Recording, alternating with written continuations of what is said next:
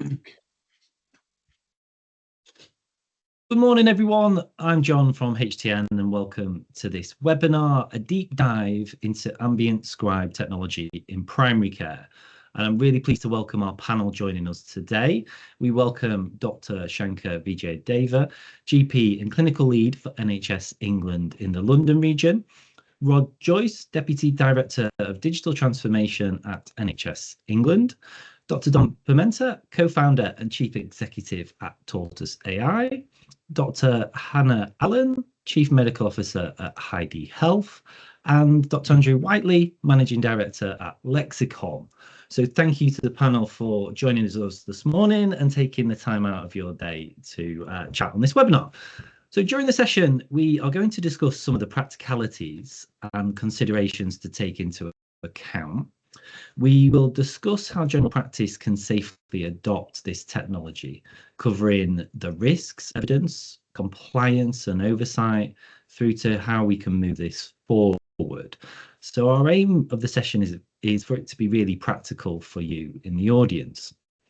So chairing the session today will be myself and Dom Pimenta at Tortus AI. We have some questions that we would like to ask the panel and steer the discussion. But as well, we're really keen to hear from you in the audience. So if you have any questions, type them into the chat and we'll keep an eye on those. And we have a time for a planned Q&A towards the end of the session. So ask any questions that you like into the chat.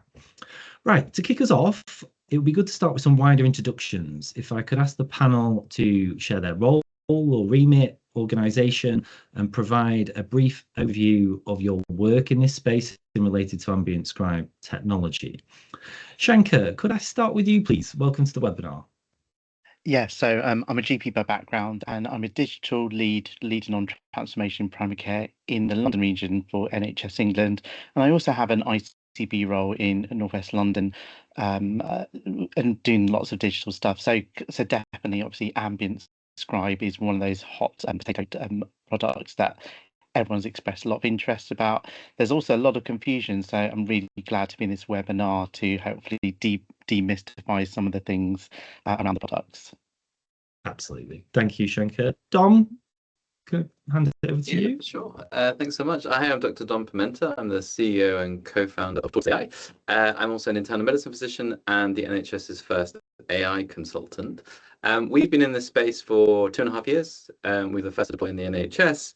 And it's been a very interesting evolution from a sort of technology which didn't really look like it worked to suddenly it's magic. And now we're getting into the practicalities, like what are the actual deployment requirements, who's going to adopt, how they're going to adopt, and also some of what are the future challenges. Once you go from using tech to making it part of your daily practice, how does that change the cognitive flow? How does that change some of the new risks? And how's the regulation going to keep up with it, which is an area that we've worked on quite extensively for the last year. So yeah, super excited to join and to dig into some of the difficult bits.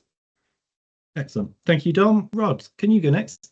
Absolutely. Morning all. My name is Rhod Joyce, Deputy Director of Digital Transformation at NHS England, and I have the pleasure of leading the ABT scaling programme at NHS England, having led various other innovation-focused things for the last 5, 6, 7 years across the NHS, from sort of early days co-authoring DTAC all the way through to scaling virtual wards, and recently moved across, in the last 18 months or so, into digital primary care.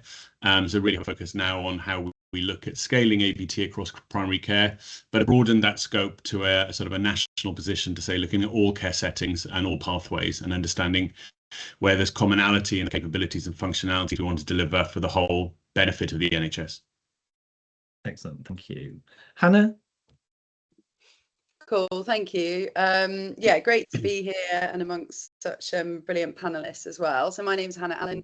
I'm a GP, so I'm practicing currently in Devon, but London trained. And I've been in the digital health space for the past 10 years, working at various different sort of startup scale-ups, etc., alongside of general practice. I've been with Heidi as Chief Medical Officer for the past year. And I guess I'm really passionate about how we can kind of safely adopt this type of technology into frontline healthcare, but particularly the viewpoint of thinking about kind of staff well-being, morale, retention, and particularly thinking about making life easier ultimately on the front line in a sort of safe and efficient way. So I work with the UK team and the more sort of wider team at Heidi to support our clinicians on the ground adopting the technology on the front line. Fantastic. Thank you, Hannah. And Andrew. Good morning. Thanks so much for inviting me onto the panel today. I'm Dr. Andrew Whiteley. I am the founder and managing director of Lexacom.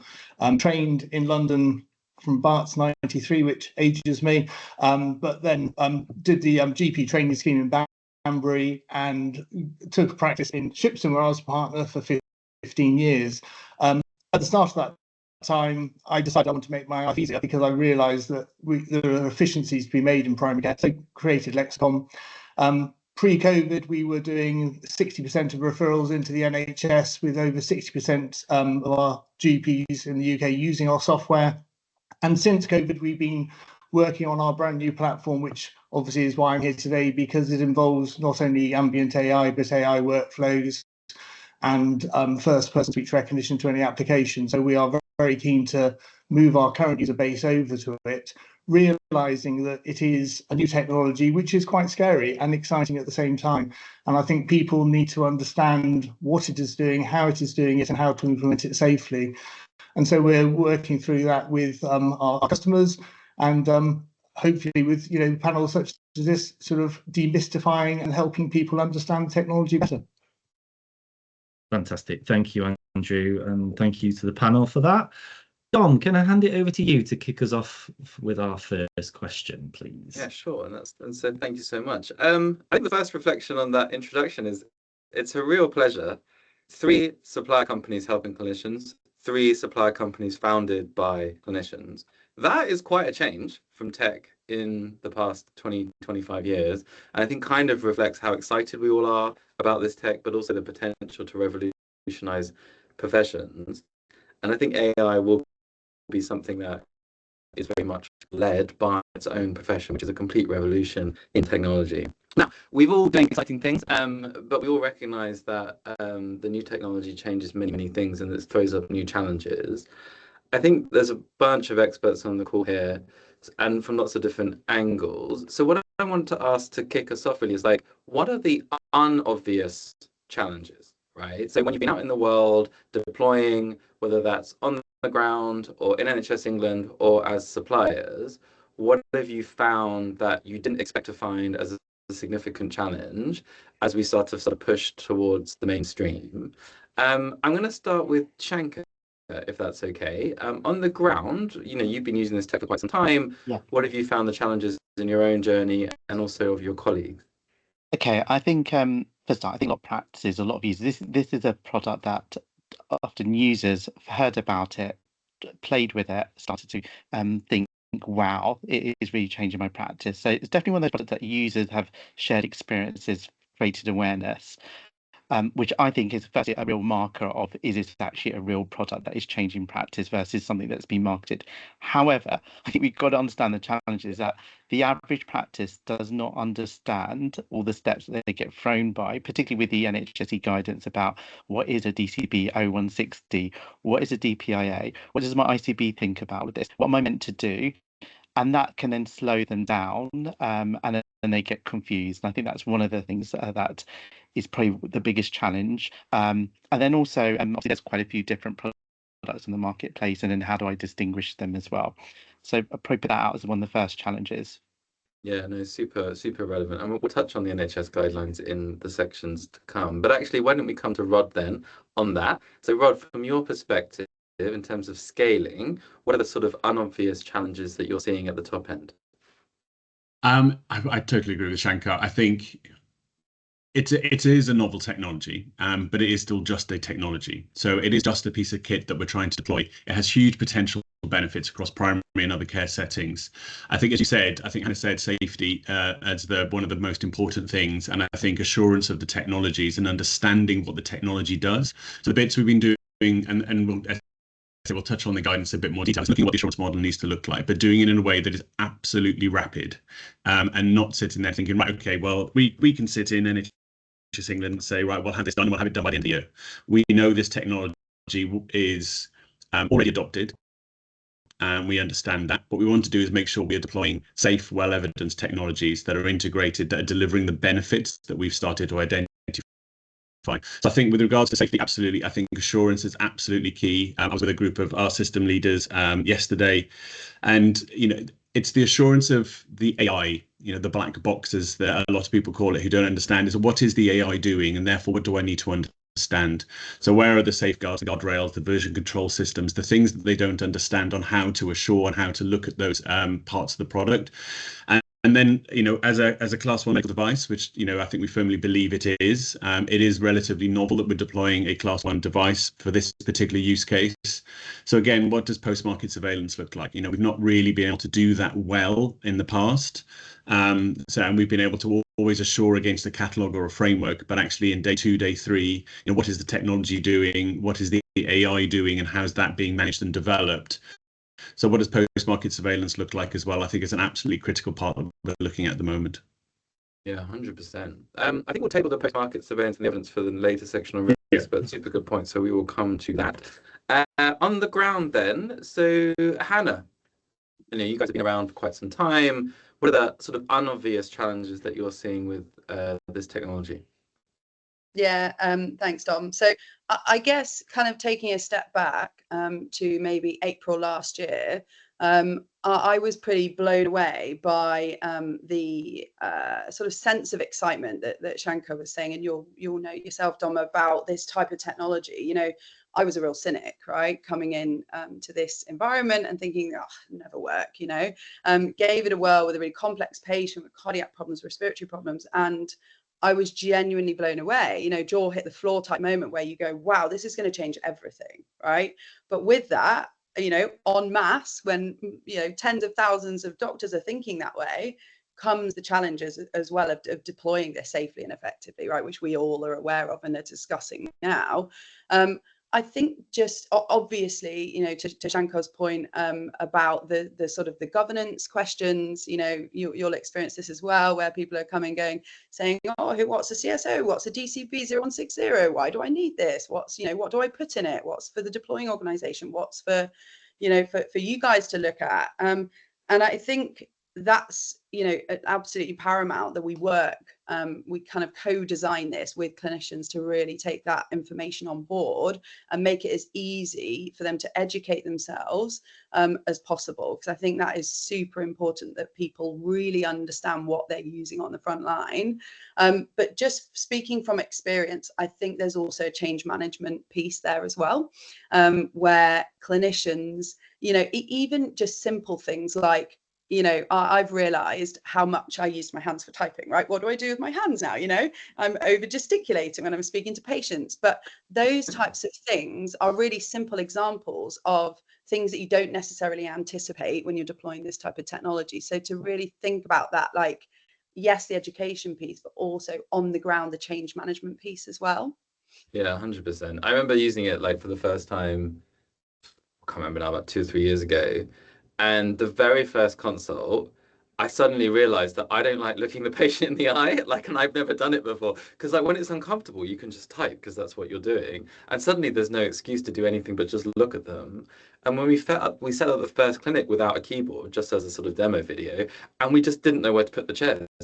And we ended up putting them facing each other, and it was super uncomfortable. So it's just it's not even the tech, it's like the physicality of being in a room with someone. There's a reason, for example, psychiatrists still have the chaise lounge and you sit here and you don't face the patient. Do we need to rethink should the patient lie down? I have no idea. Andrew, I'll come to you on that, because obviously it's about change management, and you've taken a system which people were using already and now are moving. So it's a slightly different thesis maybe on the ground for you in terms of the challenges. And what you guys are talking about, I remember actually sitting here with a pen and paper in Lloyd George Yeah, notes, same, yeah. where you did actually make eye contact with the patient when I started, and then saw the computerization. I think healthcare, the NHS, over the last sort of 60 years has evolved slowly. And I think that, the government changes its mind every 10 years about how it should be run. And, it gets, primary care particularly sort of adapts to that and changes, but with time and with education and with understanding what's going on. AI is a revolution. It has changed the way that doctors can actually function, and it will save them so much time and so much opportunity for accuracy and better quality notes. So I think it's something that we need to make sure that we're explaining clearly to our customers, but understanding that they're not used to changing at this space. And I think there are always going to be early adopters, those who want to get out there and try the latest thing. I think the majority of GPs are trained to actually look after patients and care for them. And technology is an unnecessary evil that they have to cope with. And I think it's our jobs as the providers to provide them with a solution which is intuitive. All this regulation, I think, is important because there are literally hundreds of companies now able to offer this because, as I think we all know, you can go to ChatGPT and get a web page doing exactly what we all do within 5 minutes. The trust issue is the security, the making sure that it's done in a safe way, that the data is looked after and protected and held in a safe location that makes it important. And so, we've tried to help our practices with an onboarding pack. We, have a pack where they can download it, they can see exactly what they need to do. And we also can help them with the compliance and advise them about which bits they need to do. So I think the challenges are making sure that the people, our end users, actually understand the technology, and we're completely open with them about what it can do, what it can't do at the moment, and how it's going to change rapidly, and make sure we take them with us and they are comfortable making the changes. Yeah, it's a fascinating world of the tech is not the important bit. And as much as tech companies like us would love to say it is, yeah. There's a philosophy we have here called Zhang's Law, which is named after Eric Zhang, who's one of our advisors. To build a technology is 1 unit of energy, to evaluate it is 10. And increasingly in health tech, to implement it is 100, right? And that's, I think, what we're seeing now. Like we've highlighted throughout all these challenges, the regulation. So I'm going to come back to you, Rhod, on this. The DTAC, the MHRA, they actually conflict in some ways. They are overlapping in others. But also the education of each individual, the change management, where you're going to put the chairs, like this level of practicality. And it's an amazing technology. And obviously, everybody's willing to put that 100x energy in to get the benefits. But it's not to be underestimated at all how much harder it is to actually deploy than it is to build the bloody thing in the first place. And that's a great segue actually into the next sort of section. So how can primary care safely adopt this without adding expectation on GPs? Now, I'm a secondary care physician. We work across both secondary and primary care. When we talk to our secondary care colleagues, and I mean, sure, Hannah's had the same experience, like they have teams of people for this, like they have IG teams and cybersecurity teams and teams on teams on teams. And interestingly, in the sort of slightly shifting sands of situations, actually lots of the ICBs are now losing those teams. And so there's more weight on the individual GPs of like, you need to do all this, but you also need to be a GP, but it's all this again. And then the guidelines are changing as well.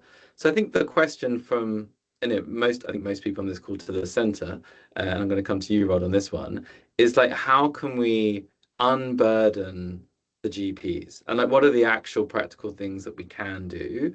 Is it a framework? Is it education? Is it supporting services? There's lots of, for example, with Exxon, which is one of our partners, there's a sort of service that they've employed to actually help do the CSO as a service piece, which is obviously an ongoing and different thing for AI.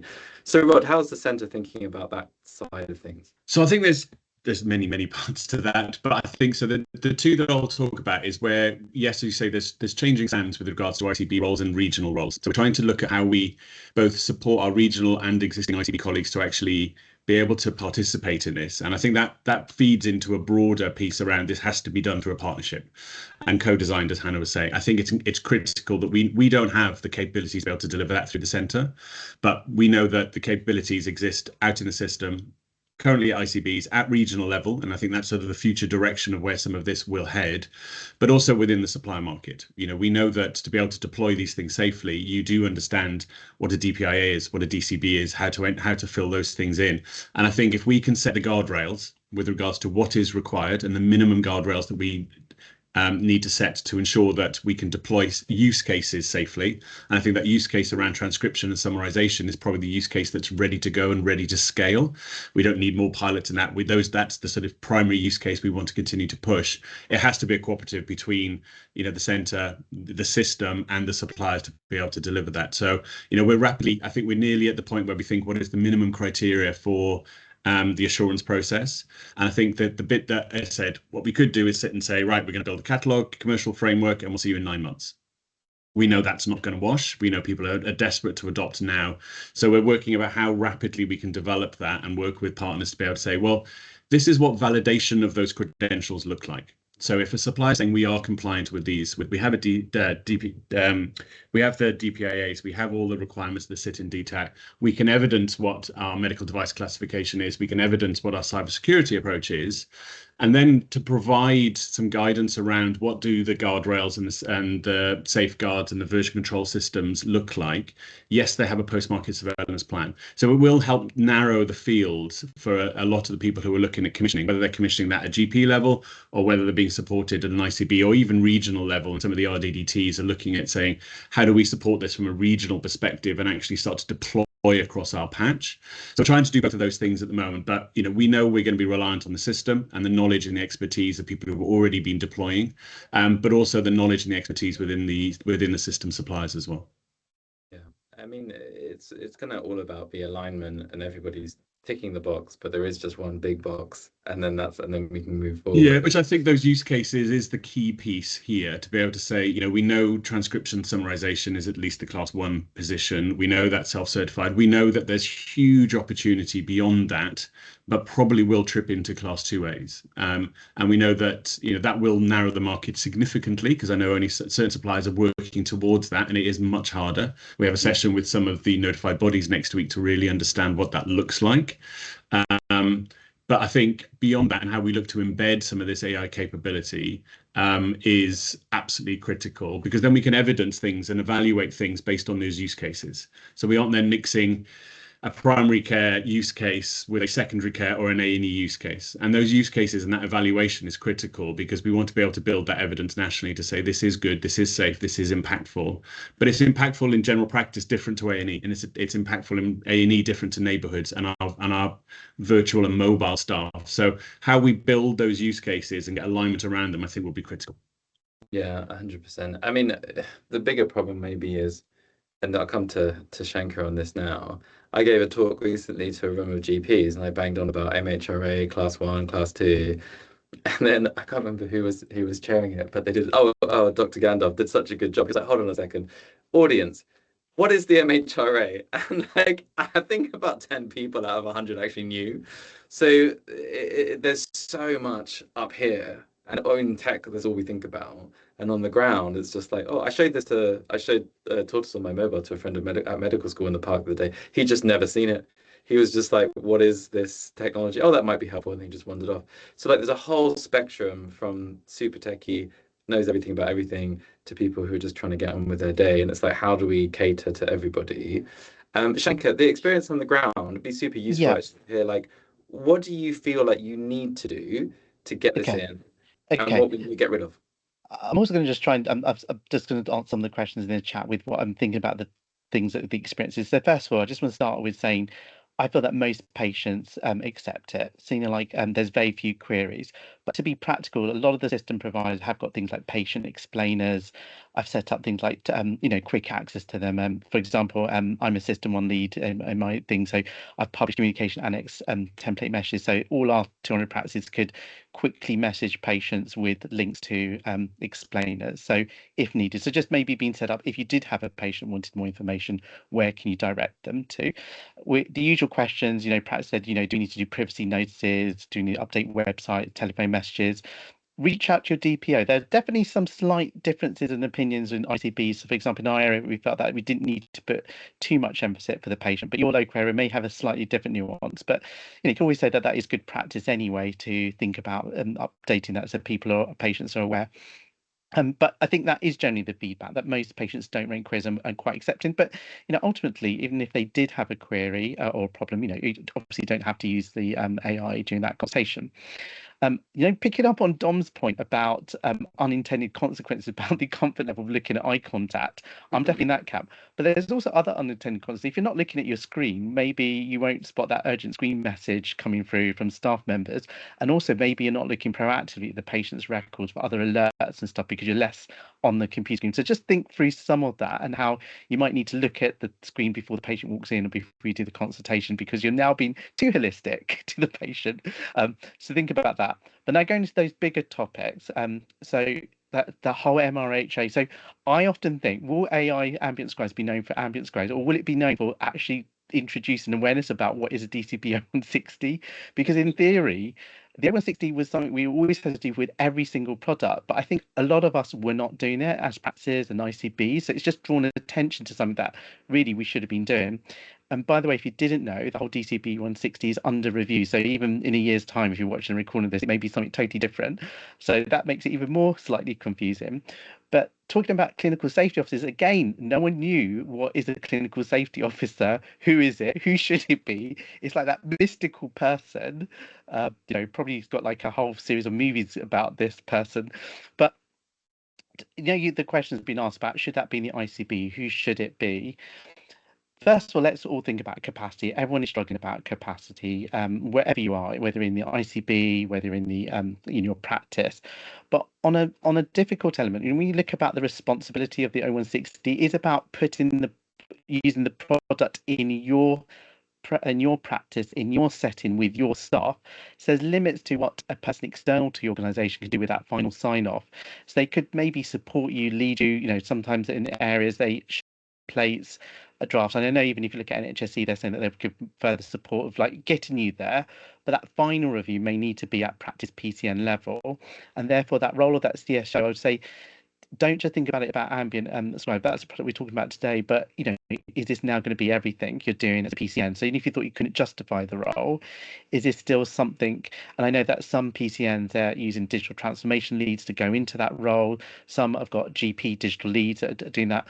So I think it's going to be different everywhere about how you do it. But think of this as maybe something that's needed beyond just the topic of this webinar, and how do you build that in? I just want to mention in London what we're doing is, if you look at the 10-year plan, if you have read it and skim read it, first of all, you thought about the innovation passport, thinking that things will be less repetitive. But in London, we've got 5 ICBs, and I can generally say, massive thanks to all the ICB digital leads who've really collaborated with each other, trying to get consistencies so that all the different ICBs don't have to reproduce the wheel, and the practices get a consistent approach. And I guess we'd encourage that everywhere, that we collaborate, really make this as easy as possible. They don't all duplicate, but there still may be that final check where you as an individual, even if you get a template or a neighbour shared you their DCP 160 as a starting point, you're probably going to have to read through it, rethink about it, and think if there's any small things, because we're all on a learning curve. Just because someone else has done it doesn't mean it's perfect. So I just want to mention that. And then finally, there's comments about funding about the product. I think could also be aware that ICBs are, previously had dedicated funding streams for digital products like OC, online consultation stuff. It's now been more amalgamated. It's not as protected. And obviously, you've seen for the reforms, ICBs in the future.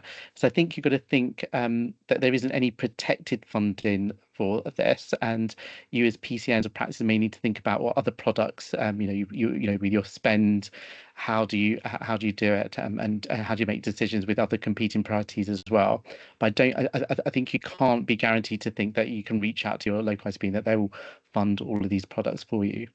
Yeah, for sure. I mean, there's a lot in there about expectations of funding as well, which we hadn't really touched on. It sounds like what we need is a sort of cookbook.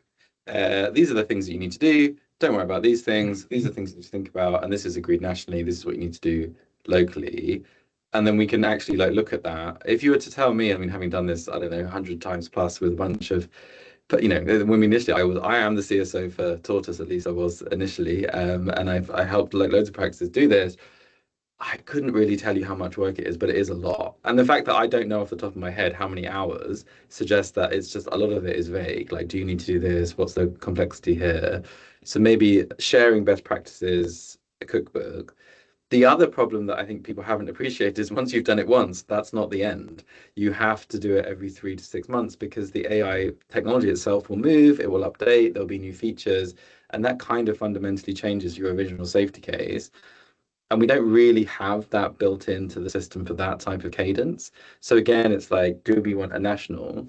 The way we run on secondary care is like we have CSO forums, and I meet with all the different sites that we work with on a monthly basis and say, look, this is what's changed. Do we need to do a hazard workshop again?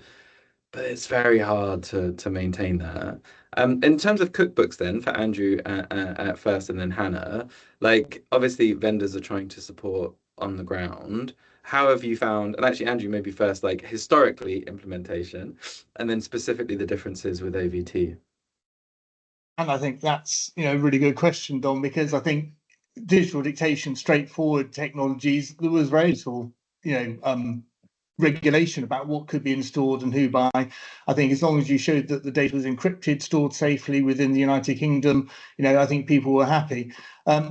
Obviously, new technology, which can do so much, we need to make sure that, the providers are controlling it and making sure it's doing exactly what is required at the time, and no more, no less. We have problems with hallucinations. We have problems with, it thinking of different ways, which we obviously are taking great steps with our certified package that make sure there are no hallucinations. But I think, going back to the question, how can general practice safely bring it in? I think your idea of a cookbook would be excellent. We need some reference book which makes it simple for practices to look at what they need to do and what they need to check, and maybe even list the companies that actually do comply with all the safety, because there are so many things which are so easy to install, so accessible, that I think we need some way of actually saying which is okay and which is not okay. And I also think how you get practice to do it safely is involving the patients. I know that, everyone is concentrating on, as I said earlier, making sure that the doctors understand what they're taking on, but I think the patients need to be brought along with them, because if they all have access to the NHS app where they can see the consultations, they can see what these systems are writing, and I think it's essential that they understand that the doctors hasn't suddenly started writing 3 paragraphs when they wrote 2 words before. They are actually using a technology which is improving their quality of their notes, which will improve the quality of their care. And so I'd say, I love your idea of a cookbook. I think if the government can take that on and actually help. The other point I'd make, we have noticed quite a lot of ICBs are really struggling to find a CSO. And we are offering help with our CSO who can sort of support them if they need it. But I think this has come at a time when CSOs weren't the most critical part of primary care, and now they suddenly are for this exciting area. And I know for a fact that all the schemes that train them are fully booked. There's no spare capacity. There's a provision that is not going to be satisfied. So we've got to think smarter ways of actually dealing with this and allowing ICBs to access the information they need to safely implement the technology. Yeah, for sure. I'll come to Hannah. I mean, similar experience I would have seen. Yeah, thanks. Yeah, kind of echoing what everybody else has said here, but I think just kind of taking a step back, and for all the clinicians on this call, it may feel a bit overwhelming what we're all speaking about, right? And I know from from working in clinic, I feel slightly like Jekyll and Hyde, right? Because I'd be kind of seeing patients and my printer would break, right? And rather than get someone down to mend my printer because I've got 5 patients waiting for me, I will be running out to the front desk. Everyone can, can understand this scenario, right? You run out to the front desk to print off your prescription, sign it, hand it to the patient at the front desk, and you do that for your entire clinic. Why? When it will take somebody 10 minutes to come down, but actually that's the level of like overwhelm and just sense of overwhelm on the clinical frontline at the moment. That's what we're kind of dealing with. So to say to someone, oh, can you go and do a CSO course and, go and find out what that means first, then, go and book it. And then I want you to complete all these documents and all this paperwork. And it's kind of like, oh, do you know what? I'm just going to do it anyway. And I'm not going to do all this stuff, right? And actually, I think that's our role, is to kind of come together to say, hey, look, this is why it's really important that we do this. How can we help you, to get this stuff done, to build in safety and compliance and governance, like at its DNA, at your culture, not just a tick box, right? And to your point, Dom, like revisiting this stuff, this is evolving, and this needs to become kind of core of like deploying this type of technology so that we can really understand how it is evolving and what that means on the front line, right? you know, on a hazard log, what does this hazard mean for the deploying organization versus internally for us as a vendor or a solution? It's really important that we spell that out for people, because otherwise it just all feels completely overwhelming.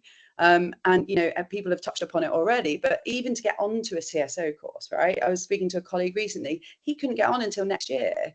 You know, we need to be looking at how we can up these channels to educate people in the right way so that they know what they need to do, how they need to do it, and who they can access to support on it, whether it's us, you know, other AVT providers. We have CSOs, we have compliance teams that can support with all of that as well. You know, is it your ICB? Is it NHS England? You know, who is it that you can access to really kind of support you and guide you through the process? And I think we're going to see a lot of GPs and regions kind of coming together to make decisions collectively, because the voice will be stronger. And I think that then, you know, as a region, you can support those clinicians on the ground. For sure. We'll come to Rhod then. Yeah, I totally agree with everything that's been said. I think one of the things I wanted to add with regards to the funding, whilst there is obviously limited funding in the centre this year, there is obviously an SR on its way. And one of the things we want to do is make sure that whilst we're looking at that cookbook, you know, the guidance, the standards, the requirements, and the step after that is the funding. So, you know, there are lines. We don't know what the settlement looks like yet, but there are lines, and there's a question of, is that to invest in the technology, or is that to invest in the change management program that sits around it? And I think the CSO sits perfectly within that. Now, I know that money's not coming online obviously until in next year, but that is exactly the conversation we're having right now, because the tech investment is relatively low. The change management investment is relatively high and ongoing. And I think those are the two things. So, and I totally sympathise with, you know, from a DCB perspective, when we wrote DTAC 5-6 years ago, you know, the expectation was that everybody knew what a CSO was, everybody knew what a data protection toolkit was. So, you know, those sort of things have really sort of driven up understanding of what those requirements are. But at the same time, that's probably happened a little bit more rapidly secondary care. It hasn't happened so much in general practice. So anything we can do to support that and that change management around it, that's very much what we're looking at the moment, because I think it is absolutely critical. And as we sort of broaden, as the 10-year plan says, you know, into other areas of AI, and, you know, looking at primary general practice of primary care as part of neighborhoods, you know, the scope of what AI can do is only going to get bigger and more exciting and huge opportunities. But we need to make sure we're setting that up properly. So we're going to support the early adopters as much as we can. But there is also a part of the fast followers that are going to come at some point to be able to say, actually, you know, the opportunity and the scope beyond what we're doing now is huge. So we need, as Vijay said, as Shanker said, it's beyond what we're doing with AVT. It is actually looking at how we deploy AI across our workforce, across our patient experiences, and across the system. Yeah, I think that's actually a great segue into, let's just take a zoom out for a second and look at the world market. In the US, it's essentially unregulated, right? We've just spent the last half an hour talking about clinical safety, and have actually identified that as a key bottleneck. Whether it's, you know, clinicians on the call or NHS or whatever, but the UK and the Europe are very much aligning around the safety aspect, which 100% is the right thing to do, but also have to recognise that, you know, one market is exploding in terms of deployment, and we're going slower. That, you know, we're called Tortus, so we're all for slow. But I think we have to acknowledge that, you know, that as exactly as Rhod said, the resource is probably going to end up going to the safety and the validation. Now, I've got a couple of sections to come, but I might actually compress them. So we're going to talk about risks, and we're going to talk about evidence, and then we're going to talk about compliance. But it feels like quite good to talk about them in the round. And I'm going to come to Andrew. So, and to frame this, AI is different, right? It is a probabilistic system. And what we mean by that is it's not predictable. It's not like previous software. Therefore, a feature, not a bug, a feature is that the AI will make up things to complete sentences. We call these hallucinations.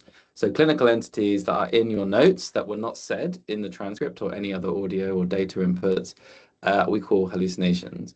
Now, a big part of being a Class 1 medical device, requirements from the MHRA has been around the accuracy of the system. So how are you approaching that at Lexacom? Great question, John, and I'm so glad you asked it, because I think it goes back to how companies like yours and I are protecting not only the doctors but also the patients. we from a very early stage realized that using these technologies are great, but a YouGov survey that we sponsored showed that 74% of people, general practice patients, do not trust big companies. They do not trust the Googles, the Microsofts with their data. And so we introduced our Patient Shield, which redacts all the data before it goes anywhere near AI, so that all the names, telephone numbers, friends' names, places of work, addresses get removed before it goes anywhere near the AI. And in the same way, we noticed, even though we were very specific in our templates that the AI should not create anything that hasn't been said between the patient and the doctor, we found, like you find, that it happens occasionally. And that is critically important in primary care and in medicine in general, because we don't want someone making up something that hasn't been said. And at the moment, while we're just class 1 and we are literally just doing the job of a scribe, we've created a product called Certify with the AI at the end to make it obvious what it's doing. And that is basically comparing what was said originally, what the AI has returned, and doing a post-AI pass at the information to make sure there is nothing that is generated that hasn't been already mentioned. So I think that's been rolled out in our next version as part of our roadmap of developments.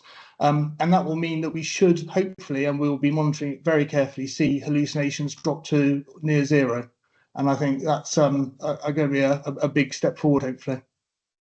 Super interesting. Hannah, same question. Yeah, great, thank you. And I think this kind of comes back to my point before about building in kind of safety and governance into kind of your culture, right? Because it's not just a tick box exercise. We all know that it's part of the actual kind of company culture and the way that we operate, and building in those kind of really, reactive, how do we get feedback? How do we improve things? What's our internal governance feedback loop like? What's post-market surveillance look like? How do we work with partners on that? All of these types of things on safety incidences, for example. But then also proactive, so proactively looking and monitoring and measuring things like hallucinations, emissions, word error rates, all of those things that we all know working in the industry are super important to be proactively doing, but also, educating people about those risks as well, and being really transparent and open about all of that. And then to go to Rhod's point, I think Andrew mentioned that there's a class 1 and Hannah, Heidi is a class 1 and so is Tortus.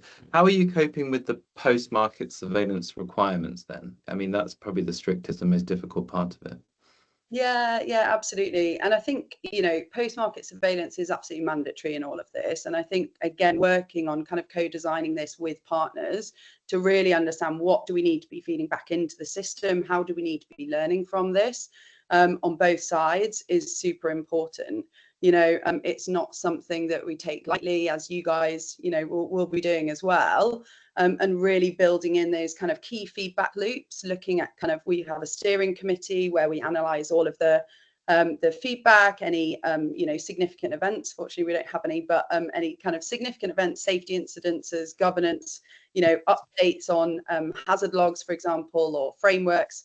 And we, we work collectively together with experts in the industry to make sure that we're doing, all that we can to kind of stay at the forefront of all of this. Andrew, anything you want to add there? No, I agree with everything you said. I think we have, an awful lot of close contact with our customers. So the people who are using, when they get the update, we are getting regular feedback. We have direct lines of communication with them. And obviously, monitoring as much as we can within the server environment to make sure that, we are reducing the risks. But no, I feel it is a constant battle that we are doing and making sure that we're keeping improving. And, every release we do will hopefully improve that, step by step. I'm just going to add, Dom, very quickly. I think it is those audits and that analysis is so important, because there is a potential here that we have an over-reliance of the simplistic way of saying, well, the human's in the loop.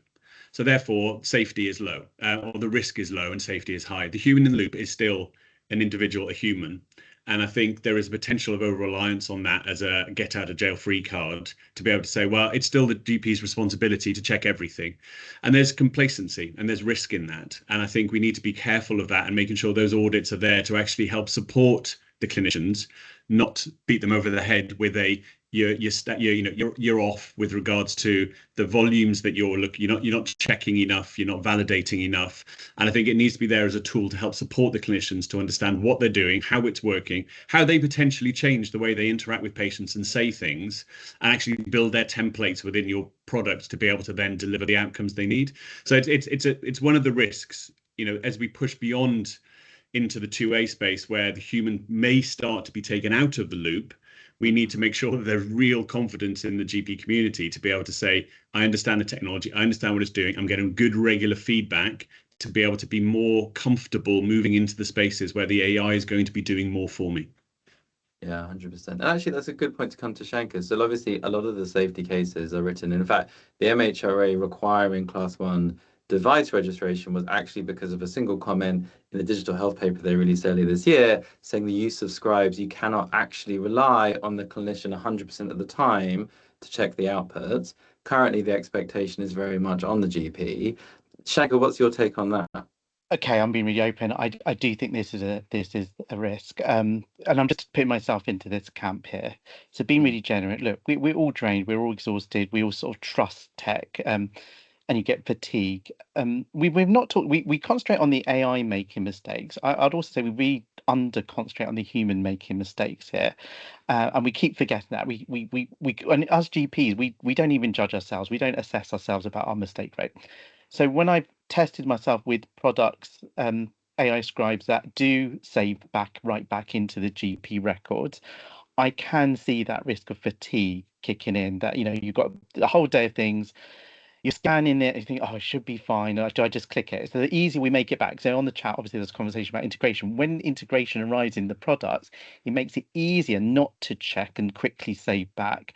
And therefore, more errors could arise. I think we've got to be mindful for that. But we've also got to balance with it. Obviously, integration is a massive functionality that we all kind of want. Cutting and pasting is not great.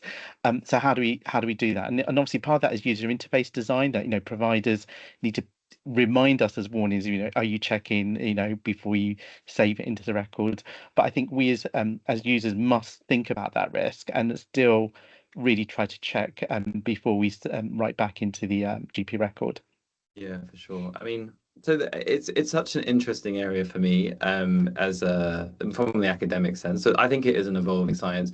To go to our original thesis, like 1x to build it, 10x to evaluate it, right? So we spent the last 2 years building clinical systems of evaluation. I just share the paper that this is the sort of level of depth that we've gone into to try and figure out, like, what do we actually mean? Like, what does accuracy mean? What does an omission mean, which can actually be quite subjective? And then we use that system to create a monitoring system, and that's how we do our PMF. Like, that's how we report back to MHRA, so we can see the live hallucination rate for every single note in the system.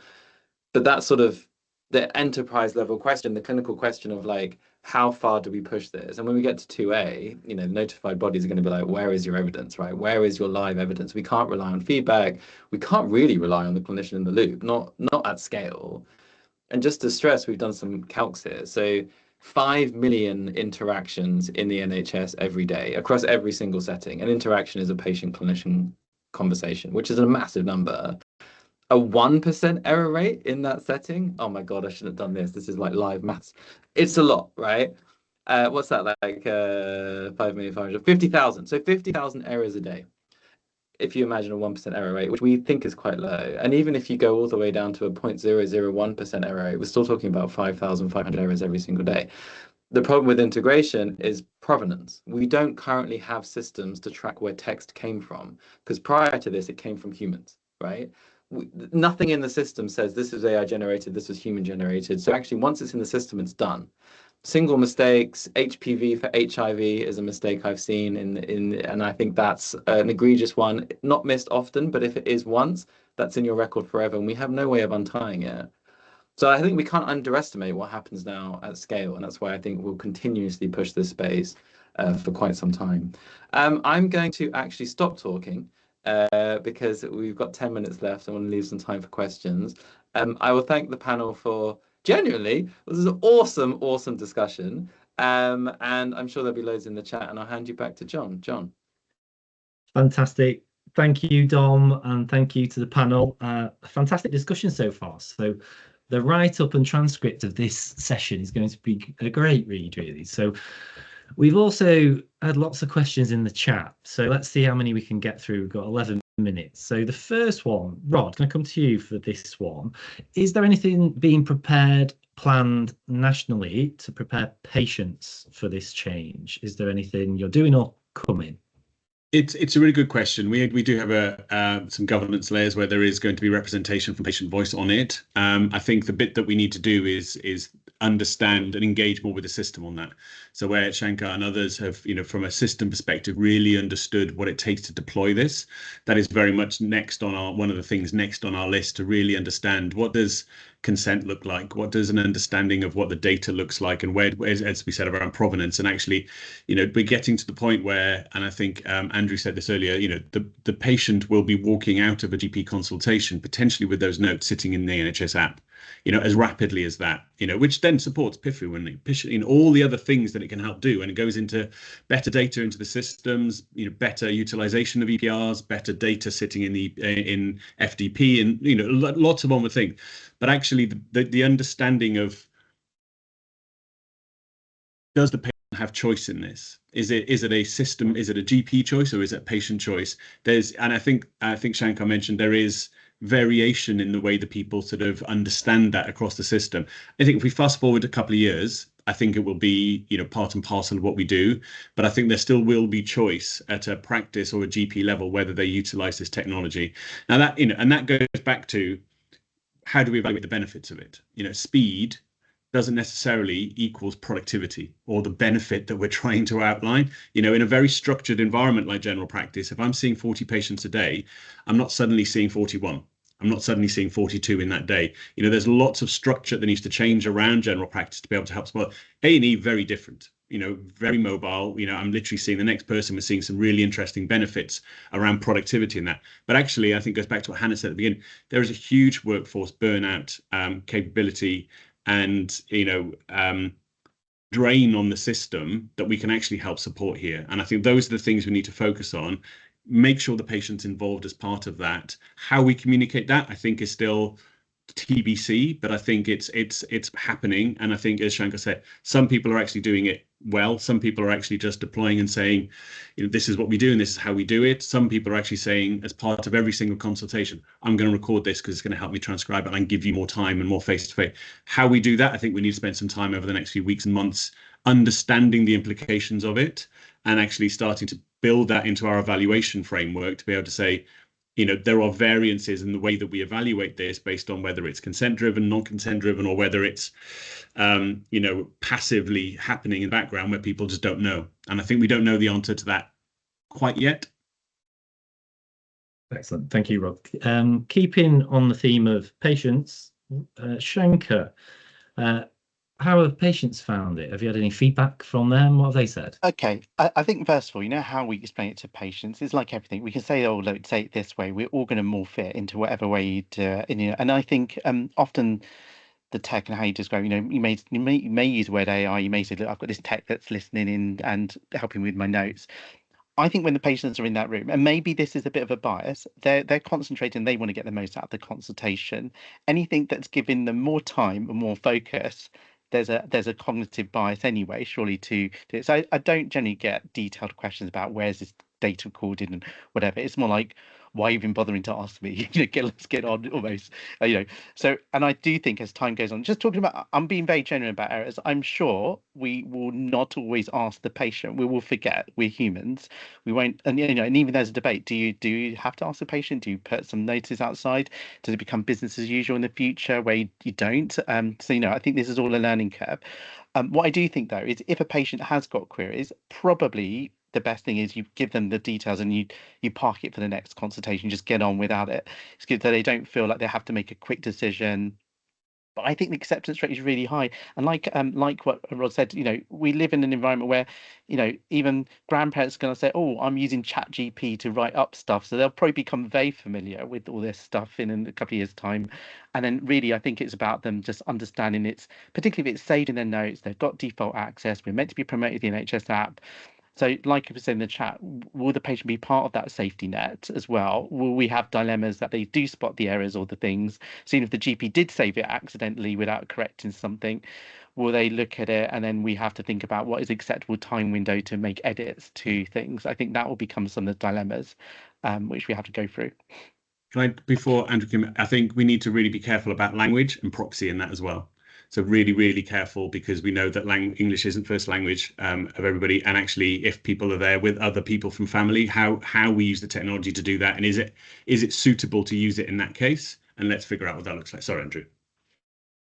Yeah, no, I was just going to say I agree completely, Shanker. And I think, one of the options we offer is an instant sort of letter to the patient the moment they finish the consultation, which summarises exactly what's been said by the doctor and almost explains in lay terms what that means. Using the comprehension engine, and we've found that patients actually go away actually much more reassured that the Dr. A was listening, that they have actually taken account of everything that's important to them. And the feedback we're getting is that's a very popular choice of actually just making sure the patient's informed of what's going on. Hannah? Sorry, for some reason it keeps saying I've raised my hand twice. I haven't. Cool. Yeah, I think to kind of echo what everybody else is saying, I think it's absolutely important that the patients understand. I think to Shankar's point, do they really take it in when they come into the room and you go, I'm using this tool and explain what it is? Not really, because they just want to crack on and have that consultation with you and don't want to erode any time. So, I think it's kind of our responsibility to work with practices and regions to kind of say, hey, what assets do we need to put out there? How do we need to explain to patients in a way that they understand? Is it a summary afterwards explaining about the tool that we're using? Is it a summary showing them, the interaction, the consultation?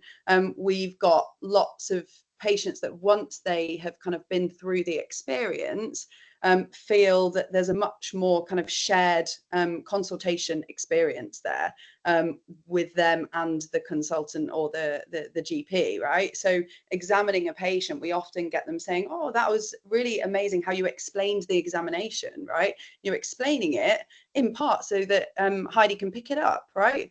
But patients are like, oh, I didn't know that's why you did that. And that's really great to understand that now, because they then feel like they're more part of that consultation, that conversation. And I think that is really important when we talk about kind of shared care and shared consultations.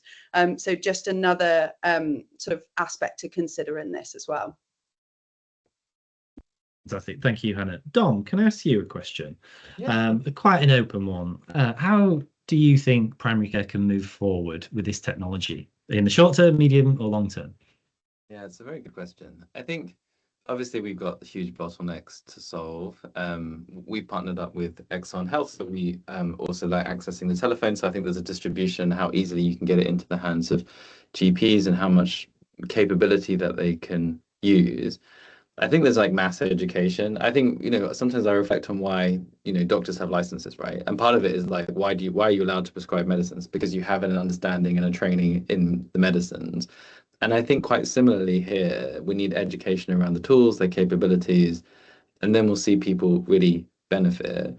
To go to the point about evidence, I agree. I don't think there are specifically productivity gains to be had in GP, but there is a massive opportunity to make it a sustainable career, which it currently, I would say, is not, in terms of the amount of work, the overwhelm, as Hannah mentioned. And we've seen some really good feedback on cognitive load, the amount of energy people have at the end of the days. If you go back to 2010, the average GP did 0.8 full-time working. Now it's 0.7. Same number of GPs, by the way, so the demand is also worse. But that's just GPs trying to cope. And I think if we can restore the humanity, but also the love of the game without having to do all of this automated work, in the future, what we can do and offer and capability to GPs in terms of administrative automation is going to be massive, way bigger than just scribing. But A, safe adoption, and B, measuring that benefit over the long term. So there's a real lack of research into longitudinal quality of life, retention, and just general happiness. I do genuinely believe, although no one in government maybe believes me, the happier the workforce in healthcare, the safer the patients. I've seen it time and time again in hospitals, and I think all doctors would agree. but I don't know how we measure that. But if we can, then I think, you know, if we aim for mass happiness, that's a good thing to end on, then I think that's what we should be. We will unlock benefits for everybody. Excellent, fantastic. And I agree, that is a nice point to end on. It's 10:59, so we're up on time, I'm afraid, but I'd like to say thank you to the panel for taking the time out of your day to join us. I think it's been a really practical session and we've covered a lot. So I'm sure the audience are very thankful for your experiences. If we haven't got to any questions, we'll review them outside this call and we'll try answer them and then come back to everybody if we haven't got to any of those questions. But I think we have got to quite a few. It's just turned 11, so I'll close the session here. Thanks for everyone for attending. Thank you again to the panel. There will be a recording and write-up of the session that we'll share in the next few days or next week, so you can reflect on this at a later date and share it with your colleagues too. So that's all for now. Thanks everybody, and I hope you have a nice day. Take care. Thanks very much. Bye. Thank you. Thanks.